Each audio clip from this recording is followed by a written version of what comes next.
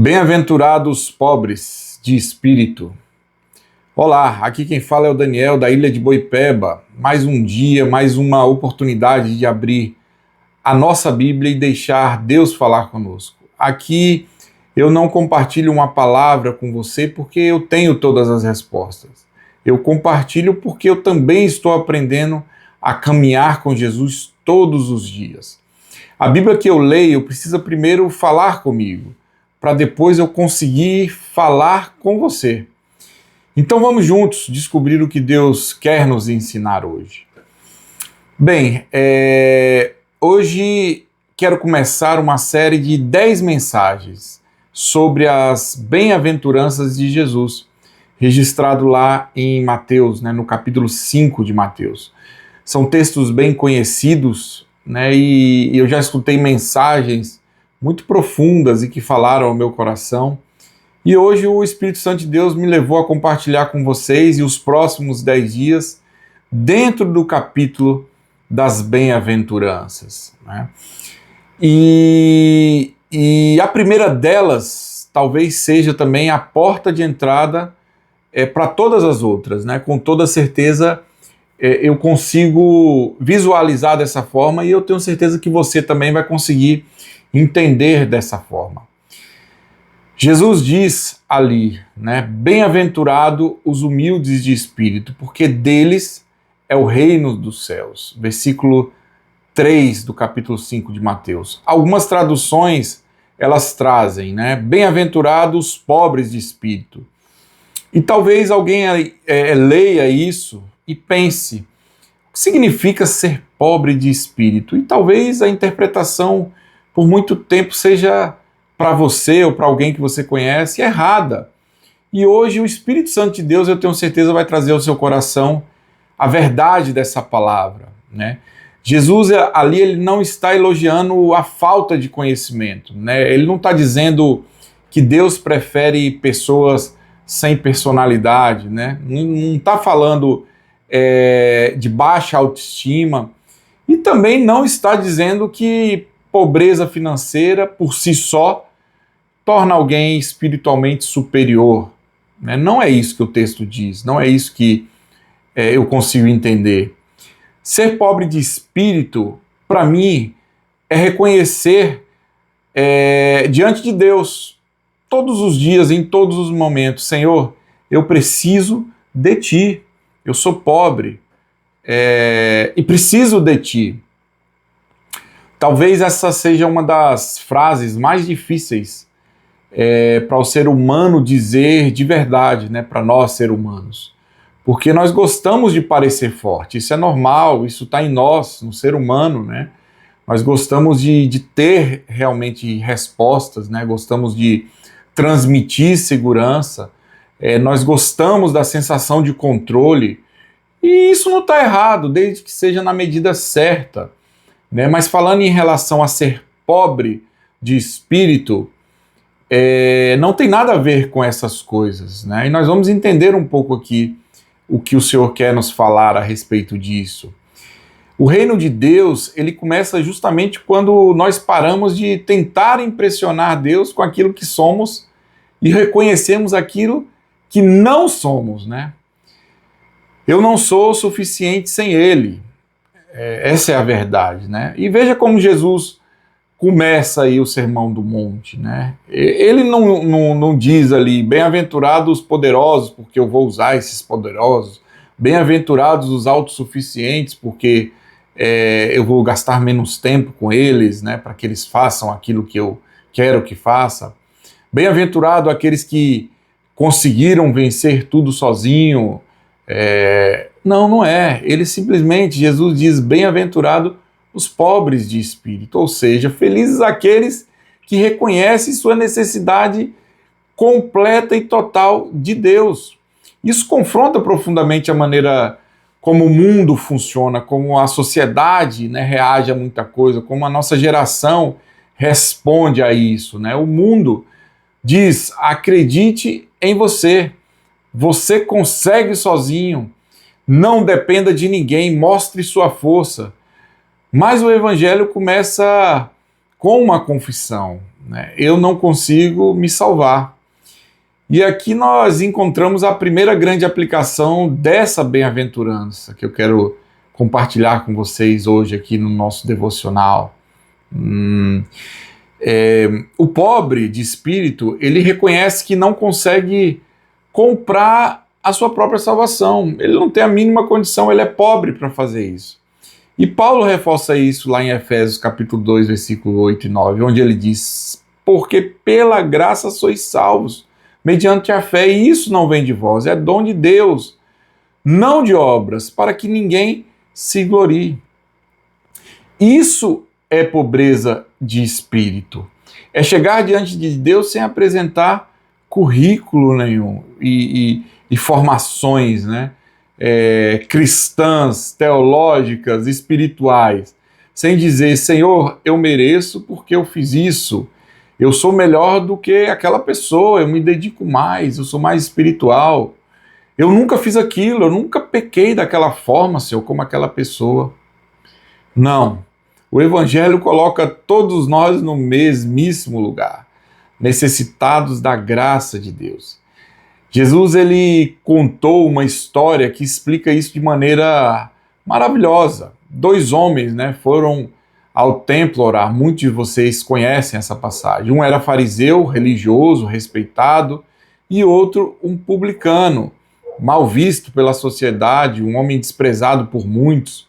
O fariseu ali, né, começa a sua oração praticamente apresentando suas qualidades, seu currículo diante de Deus. Mas o publicano, coitado, fez algo muito diferente. E o que Jesus diz a respeito disso? Está lá em Lucas, capítulo 18, versículo 13. O publicano, estando em pé, longe, não ousava nem ainda levantar os olhos aos céus, mas batia no peito, dizendo: ó Deus, sê propício a mim, pecador. E então Jesus diz, no versículo 14 do capítulo 18, digo-vos que este desceu justificado para sua casa, e não aquele, porque todo aquele que se exalta será humilhado, mas o que se humilha será exaltado. O publicano não tinha nada para oferecer naquele momento, era pobre, só tinha uma necessidade, e talvez seja exatamente esse o ponto. O reino, ele não começa, né, quando nós dizemos: olha quanto eu tenho, olha o que eu tenho. Começa quando nós dizemos: Senhor, eu preciso da tua misericórdia nisso, naquilo outro. Isso vale não apenas para o dia da nossa conversão, né? Vale para todos os dias, quando acordamos até a hora de dormir. Porque existe um perigo, eu consegui identificar aqui para a minha vida, né? E que o Espírito Santo de Deus traga aplicação à sua também. Existe um perigo na caminhada cristã, né? No começo, nós estamos mais propícios a reconhecer, né? Eu preciso de Deus, aquele primeiro amor. Mas depois de algum tempo, nós podemos começar a agir como se já tivéssemos aprendido a caminhar sozinho. Começamos a conhecer a Bíblia, aprendemos alguma doutrina, né, os ensinamentos, né, nós passamos a servir, talvez liderar, talvez ensinar, eu não sei a sua realidade. Eu faço as minhas colocações aqui baseadas na minha vida, né, e o aprendizado, como eu falo sempre no início. Se eu primeiro não aprender, como é que eu vou poder transmitir alguma coisa? Então traga isso para a sua realidade, né? Mas sem percebermos, nós podemos perder aquilo que nos trouxe até aqui, né? Que é o quê? A dependência, né, de Deus. Existe uma diferença enorme entre maturidade espiritual e independência espiritual. Quanto mais maduro o cristão se torna, mais ele deveria reconhecer: eu continuo dependendo da graça de Deus e agora mais ainda, dependo mais ainda.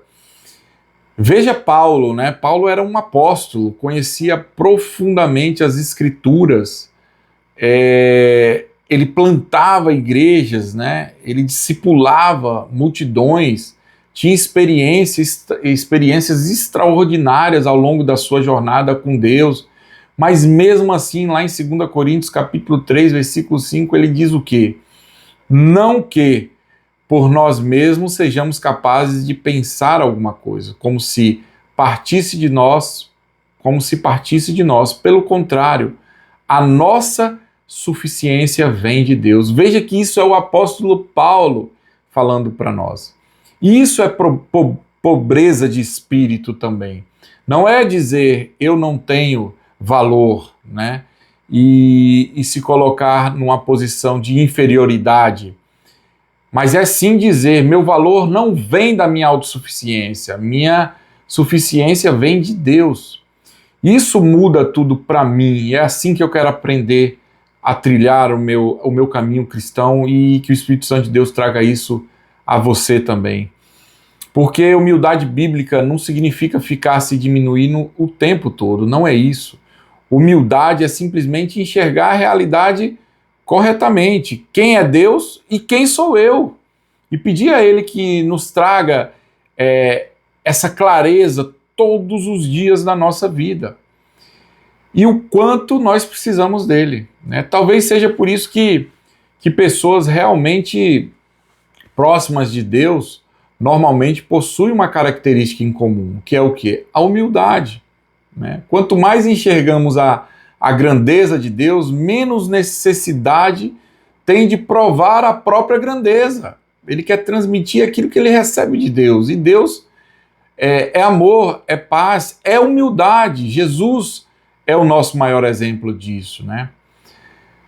Pense aí em Isaías, né? Ele teve uma visão da glória de Deus, profeta Isaías, né? Um livro riquíssimo em ensinamentos, em profecias, né? Traz a luz do Novo Testamento, a revelação de Cristo.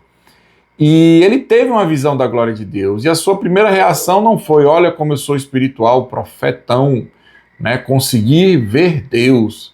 Simplesmente em Isaías capítulo 6, versículo 5, ele diz assim: ai de mim, estou perdido, porque sou homem de lábios impuros, habito no meio de um povo de impuros lábios, e os meus olhos viram o Rei, o Senhor dos Exércitos.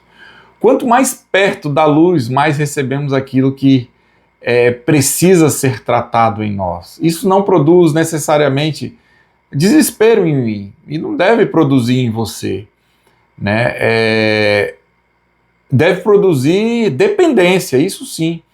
Porque o mesmo Deus que mostra a nossa condição, ele oferece a condição para purificação, para que nós venhamos aprender a nos achegar a Ele, com um coração humilde, né, e reconhecer que somos pobres e entender a grandeza disso diante dele e diante dos homens, né, diante do nosso irmão, do nosso próximo. E existe outra coisa importante sobre a pobreza de espírito que eu consigo identificar aqui e trago para a minha vida e quero transmitir a vocês também, né, dentro dessa nossa série de estudos sobre o Sermão do Monte. Quando eu me lembro de que sou alguém alcançado pela graça, fica mais difícil olhar para um pecador de cima para baixo. Essa é a verdade, né, prática. Eu posso discordar do pecado, posso falar a verdade sim e devo, posso defender sim aquilo que a Bíblia ensina, devemos fazer isso, mas não deve existir arrogância nisso. Infelizmente hoje a gente vê tanta briga, né, teológica, tanta briga sobre religião, você defendendo o seu ponto de vista, e que às vezes é o certo, mas com arrogância. Eu costumo falar sempre com a minha esposa, né? Não é o que a gente fala, é a maneira que nós falamos, né?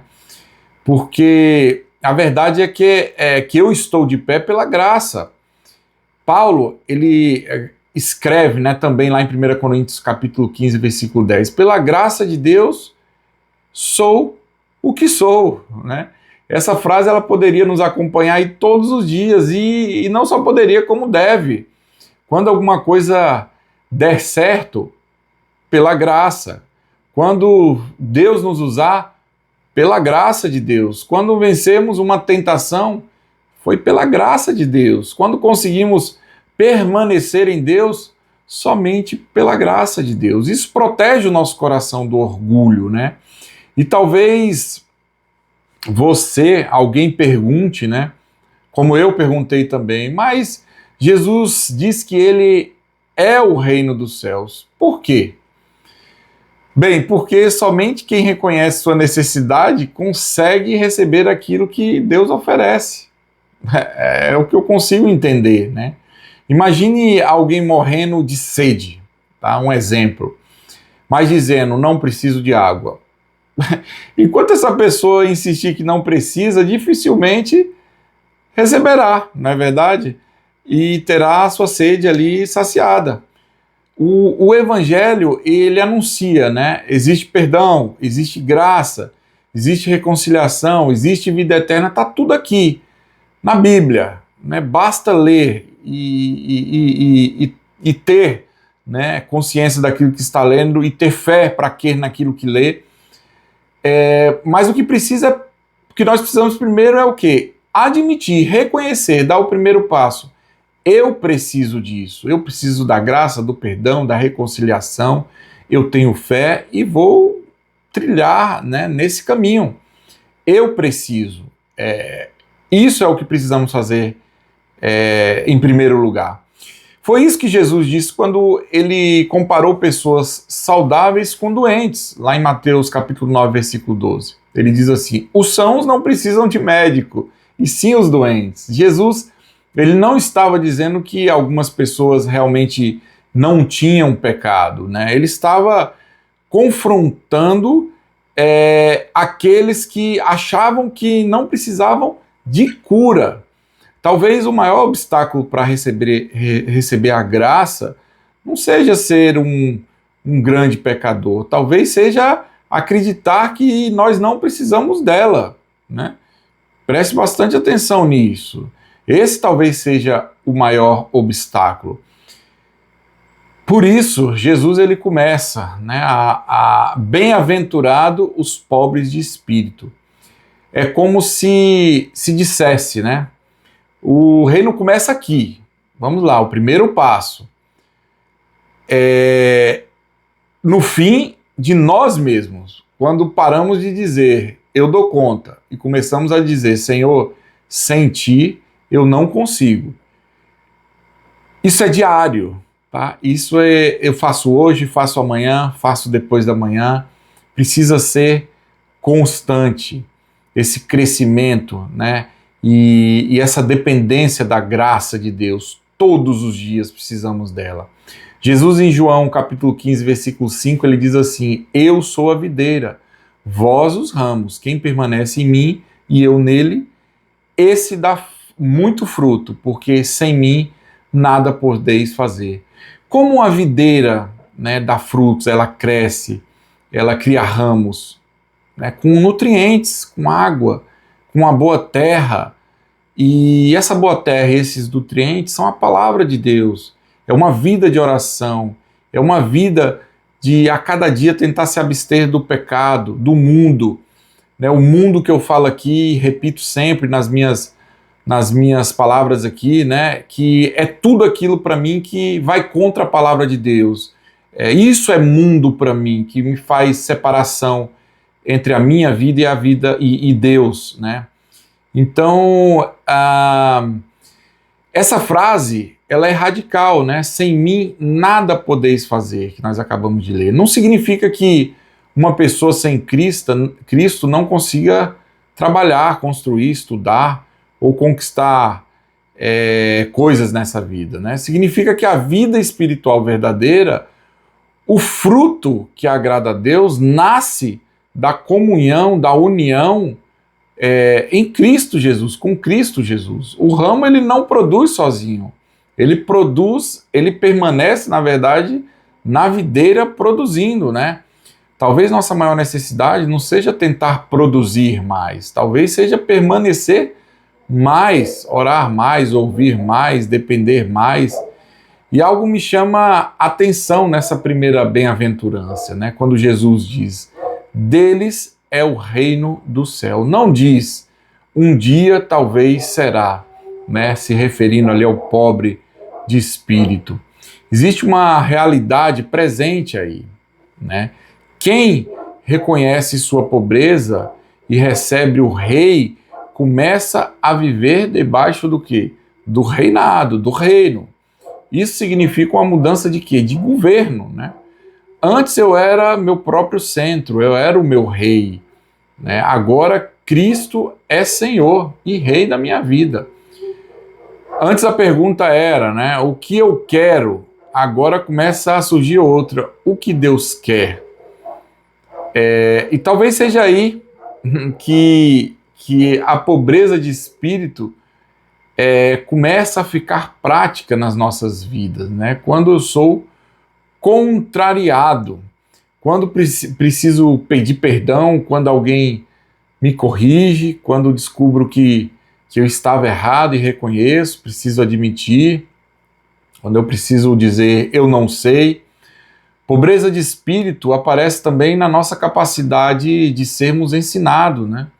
Uma pessoa orgulhosa sempre precisa ter razão. Uma pessoa humilde, ela ouve conselhos, né? Consegue aprender, consegue dizer, talvez eu esteja errado. Provérbios, né, fala sobre isso com a gente no capítulo 12, versículo 15, onde diz: o caminho do insensato aos seus próprios olhos parece reto, mas o sábio dá ouvido aos conselhos. Isso vale também para a nossa leitura da Bíblia. Nós não abrimos a palavra apenas procurando confirmação para aquilo que nós já pensamos. Não pode ser assim, né? Abrimos dizendo, né, Senhor, se eu estiver errado, corrige-me, me mostra. Isso é difícil, né, de fazer, né? Quando você lê a Bíblia, você quer resposta, né? Você quer uma confirmação para alguma coisa. Bem, a verdade é que nós precisamos ser transformados de verdade a cada dia. E hoje, né, olhando para essa primeira bem-aventurança, eu fiquei pensando que talvez muitas das outras são dependentes dela, né? Como eu vou chorar pelos meus pecados se não reconheço a minha necessidade? Como serei manso? Nós vamos meditar juntos, estudar juntos sobre isso também aqui dentro do Sermão do Monte, das bem-aventuranças, né? Como eu vou ser manso se acredito que sempre eu preciso vencer? Como eu terei fome e sede de justiça se acho que já estou cheio, né? Repare que precisava ser esse primeiro reconhecimento, na verdade, né? Aquele que precisa ser identificado como pobre de espírito, para que abra as portas para os outros pontos que Jesus fala no Sermão da Montanha, ali nas bem-aventuranças. Como eu vou ser misericordioso se penso que nunca preciso de misericórdia? Precisa de humildade, né?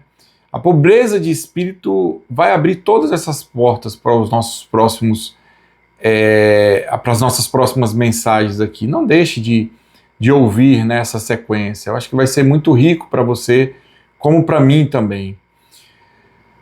Bem, eu quero fazer uma aplicação bem simples, né? Talvez hoje você, como eu, né, estejamos fortes, as coisas estejam dando certo, trabalho caminhando, família bem, planos funcionando.